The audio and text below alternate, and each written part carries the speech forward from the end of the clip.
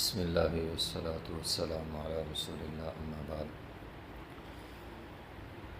صفحہ نمبر ہے 268، آیت نمبر ہے 156 اور 157۔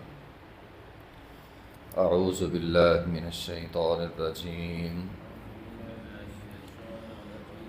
بسم اللہ الرحمن الرحیم۔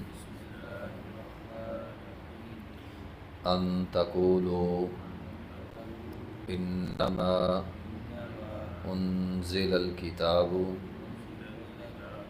على طائفتین من قبلنا وإن كنا عن دراستهم لغافلين أو تقولوا لو أن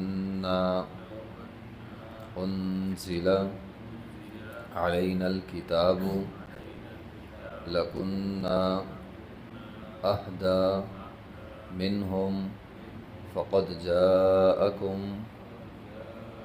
بينة من ربكم وهدى ورحمة فمن أظلم ممن كذب بآيات الله وصدف عنها سنجزي الذين يصدفون عن آياتنا سوء العذاب بما كانوا يصدفون۔ ان تقولوا، ایسا نہ ہو کہ تم یہ کہو کہ انما انزل الکتاب، صرف اتاری گئی ہے کتاب علی طائفتین، دو گروہوں پر، من قبلنا، ہم سے پہلے، وَإِن كُنَّا، اگر ہوتی ہمارے پاس، عن دراستہم، تو یقیناً ہم بھی اس کو پڑھتے پڑھاتے، اور چونکہ ہمارے پاس کتاب نہیں ہے تو اس لیے ہم کتاب کو پڑھنے پڑھانے سے لغافلین، البتہ غافل ہیں۔ او تقولو، یا وہ یہ بات کہتے کہ لو انا انزل، کاش کہ اتارا جاتا ہم پر، اتاری جاتی ہم پر، علینا کتاب، ہم پر بھی کوئی کتاب اتاری جاتی، لکنا اہدی منہم، تو ہم تو زیادہ ہدایت یافتہ ہوتے۔ فقد جاءکم بینہ، تحقیق آ چکی ہے ان کے پاس، بینہ، دلیل، کتاب، من ربکم، تمہارے رب کی طرف سے، وہدی ورحمہ، اور وہ ہدایت ہے اور رحمت ہے۔ فمن اظلم، پس کون ہے بڑا ظالم، ممن، اس شخص سے بڑا، کذب، جس نے جھٹلایا، بآیات اللہ، اللہ کی آیات کو، وصدف عنہا، اور وہ رکتا ہے اس کتاب سے۔ سنجزی الذین، ان قریب اللہ تعالیٰ بدلہ دے گا ان لوگوں کو، یصدفون، جو روکتے ہیں، ان آیاتنا، ہماری آیات سے، سوء العذاب، برے عذاب کا بدلہ دے گا، بما کانوا یصدفون، اس وجہ سے کہ وہ لوگوں کو قرآن سے روکتے ہیں۔ ان آیات میں اصل میں اللہ تعالیٰ نے مشرکین کے حوالے سے ایک بات کہی ہے۔ مشرکین مکہ قرآن نازل ہونے سے پہلے یہ بات کہا کرتے تھے کہ تورات تو آئی ہے یہودیوں پر اور انجیل ہے عیسائیوں کے لیے، ہمارے پاس تو کوئی کتاب ہی کوئی نہیں، چونکہ ہمارے پاس کتاب کوئی نہیں تو پھر ہم کیا پڑھیں، تو ہم چونکہ ہمارے پاس کتاب ہی کوئی نہیں تو ہم کیا پڑھیں، ہم تو وہ ابراہیم علیہ السلام کے دین پر ہیں، اپنے آپ کو یہ دعویٰ کرتے تھے۔ اللہ تعالیٰ نے مکہ والوں پہ قرآن نازل کیا اور اتمام حجت کر دیا کہ تمہارے پاس بھی کتاب آ گئی ہے، یہ قرآن تمہارے پاس کیوں آیا، اس وجہ سے آیا کہ تم یہ نہ کہو کہ ہم سے پہلے دو قبیلے یہودی عیسائی، ان کے پاس تو آسمانی کتاب تھی، ہمارے پاس تو نہیں ہے، چونکہ ہمارے پاس ہے نہیں تو ہم کس چیز پر ایمان لائیں۔ تو تمہارا یہ اعتراض ختم کرنے کے لیے اللہ تعالیٰ نے تمہارے اوپر کتاب نازل کی، اور ویسے بھی تورات و انجیل جو ہے وہ عربی زبان میں تو تھے نہیں، اور یہ کہتے تھے چونکہ وہ عربی زبان میں نہیں ہے تو ہم کیسے پڑھیں، کوئی کتاب عربی زبان میں ہوتی، ان دراستہم، ہم بھی پڑھتے پڑھاتے، کچھ سیکھتے سکھاتے۔ اللہ تعالیٰ نے فرمایا چلو ٹھیک ہے، عربی زبان میں کتاب آ گئی، اب اس کو پڑھو پڑھاؤ، اب غافل کیوں ہو؟ او تقول لو ان انزل علینا الکتاب لکنا اہدی منہم، وہ یہ بات کہتے تھے کہ اگر ہمارے پاس کوئی کتاب ہوتی تو ہم زیادہ ہدایت یافتہ ہوتے۔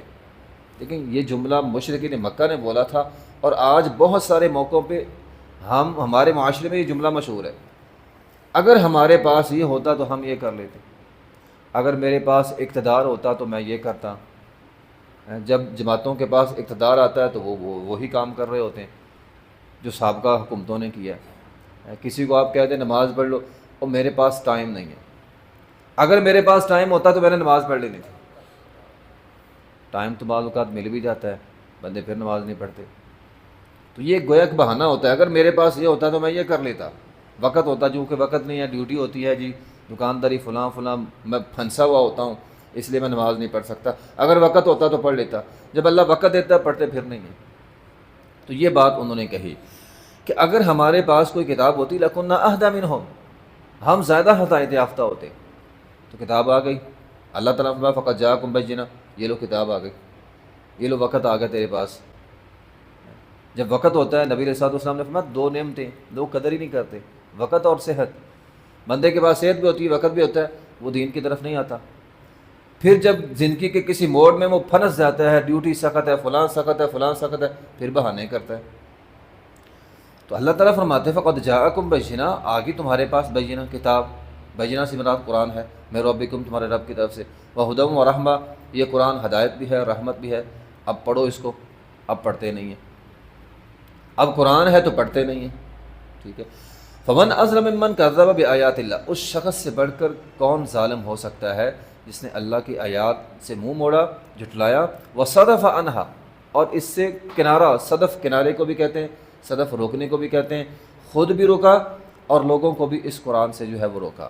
دیکھیں دو جرم ہوتے ہیں، ایک جرم ہے قرآن سے بندہ دور ہو جائے، ایک یہ جرم ہے، اور اس حوالے سے قرآن و حدیث میں بہت ساری دلائل موجود ہیں کہ ان لوگوں کا کیا انجام ہوتا ہے جو قرآن سے دور ہوتے ہیں۔ نقیض لہ شیطان، وہ شیطان کے ساتھی بن جاتے ہیں، کأنہم حمر مستنفرہ، وہ گدھے بن جاتے ہیں۔ ان کی زندگی جو قرآن سے دور ہوتے ہیں گدھوں والی زندگی ہے، یہ قرآن نے کہا ہے کأنہم حمر مستنفرہ، کہ جو لوگ قرآن سے دور ہوتے ہیں وہ گویا ان کی زندگی گدھوں کی طرح کی ہے، ٹھیک ہے۔ ایک تو یہ جرم ہے، دوسرا ہوتا ہے، ایک تو ہے میں خود رک گیا، ایک ہے لوگوں کو روکا، کسی کو قرآن کی طرف نہیں آنے دینا، یہ اس سے بھی بڑا جرم ہے۔ اور قرآن نے یہ کہا ہے ایک بندہ خود بھی رکتا ہے، نہ خود صرف خود نماز پڑھی ہے، نہ وہ کسی اور کو پڑھنے دیتا ہے، یا اپنے متاحت پر سختیاں ایسی کوئی نماز ہی نہیں پڑھ سکتا، یہ گھر کا ماحول ایسا بنایا ہوا ہے اس نے۔ اب دیکھیں نا، گھر کا جو بڑا اس کی ذمہ داری ہے گھر کا ایسا ماحول بنانا کہ سارے نماز پڑھیں، اس نے گھر کا ماحول ہی ایسا بنایا، نماز کے اندر نماز کو اس ماحول میں اس نے ایڈ ہی نہیں کیا۔ تو قرآن کیا کہتا ہے وَهُمْ يَنْهَوْنَ عَنْهُ وَيَنْأَوْنَ عَنْهُ وَإِنْ يُهْلِكُونَ إِلَّا أَنفُسَهُمْ وَمَا يَشْعُرُونَ، یہ زیادہ بڑی تباہی ہے۔ اور قرآن کے بہت سارے مقامات پہ اللہ تعالیٰ فرماتے ہیں ایسے لوگوں کو اللہ تعالیٰ دو عذاب دے گا، ایک خود رکنے کا، ایک لوگوں کو روکنے کا۔ لِيَحْمِلُوا أَوْزَارَهُمْ كَامِلَةً يَوْمَ الْقِيَامَةِ وَمِنْ أَوْزَارِ الَّذِينَ يُضِلُّونَهُمْ بِغَيْرِ عِلْمٍ، ایک اپنا بوجھ اٹھائیں گے، ایک دوسرے کا بوجھ بھی اٹھائیں گے، ایک میں نے خود کام نہیں کیا یہ بوجھ ہے، ایک لوگ کسی کو کرنے نہیں دیا وہ بھی بوجھ ہے۔ تو فمن اظلم ممن کذب بآیات اللہ، اس سے بڑا ظالم کون ہو سکتا ہے؟ ایک تو اس نے اللہ کی آیات کو جھٹلایا، وصدف عنہا، دوسرا لوگوں کو روکا، خود بھی کام نہیں کیا، لوگوں کو بھی روکا۔ اور پھر صدف کا معنی ہوتا ہے کنارہ کرنا، ایک ہوتا ہے روکنا، ایک ہوتا ہے دور ہو جانا۔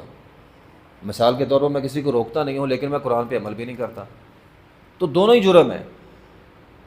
قرآن سے دور ہونا بھی جرم ہے، جھٹلانا تو جرم ہے ہی ہے، قرآن کا کوئی انکار کر دے وہ تو بہت بڑا جرم ہے۔ لیکن ایک بندہ کنارہ، صدف کنارے پر رہتا ہے، وہ کہتا ہے میں اس کی طرف آتا ہی نہیں ہوں، غافل ہے، دور دور رہتا ہے۔ اب پچھلی آیت میں لغافلین کے الفاظ ہیں، تو یہ صدف اور غافلین یعنی کنارے پر رہتا ہے، غفلت کرتا ہے، قرآن کے پاس نہیں آتا، اس کا بھی وہی انجام ہے۔ کیا انجام ہے؟ سنجزی الذین یصدفون عن آیاتنا سوء العذاب۔ تو اللہ تعالیٰ فرماتے ہیں ہم جو لوگ قرآن سے کنارے پر رہتے ہیں، دور دور رہتے ہیں، ہم ان کو برا عذاب دیں گے، ٹھیک ہے، سوء العذاب، برا عذاب دیں گے، بما کانوا یصدفون، اس وجہ سے کہ وہ لوگ جو ہے وہ کنارے پر رہتے ہیں۔ گویا ایسے لوگ خود نہیں چاہتے ہم ہدایت پر آئیں۔ وہ جو مشہور حدیث ہے، نبی علیہ الصلوۃ والسلام نے فرمایا میری ساری امت جنت میں جائے گی، ساری امت جائے گی۔ صحابہ کرام خوش بھی ہوئے تھے۔ پھر بعد میں نبی علیہ الصلوۃ والسلام نے فرمایا مگر وہ شخص جس نے جنت میں جانے سے خود انکار کیا۔ تو جو لوگ قرآن سے دور رہتے ہیں گویا وہ خود انکار کر رہے ہیں کہ ہم نے نہیں جانا جنت، ہمیں ہدایت کی ضرورت نہیں ہے۔ یہ جو لوگوں نے بہانہ بنایا ہوتا ہے نا ہمارے نصیب میں ہدایت ہوگی تو مل جائے گی، وہ بھائی قرآن آ گئے، ہر کسی کے نصیب میں ہدایت آ گئی. قرآن ہر کسی کے لیے، کسی خاص بندے کے لیے نہیں تھا، قیامت تک کے لیے ہر کسی کے نصیب میں ہدایت آ گئی. اب خود جو بندہ اس سے دور ہوگا وہ خود کہہ رہا ہے کہ میں نے جنت میں نہیں جانا، وہ خود انکار کر رہا ہے میں نے جنت میں نہیں جانا، ورنہ اس کے لیے تو جنت آ گئی، ہدایت آ گئی ہے، سارا کچھ ہی آ گیا. تو یہ بات ہے، جو لوگ قرآن سے کنارہ کریں گے، دور ہوں گے، تو اللہ تعالیٰ ایسے لوگوں کو سوء العذاب، برا عذاب جو ہے وہ چکھائیں گے. وآخر دعوانا الحمد للہ رب العالمین.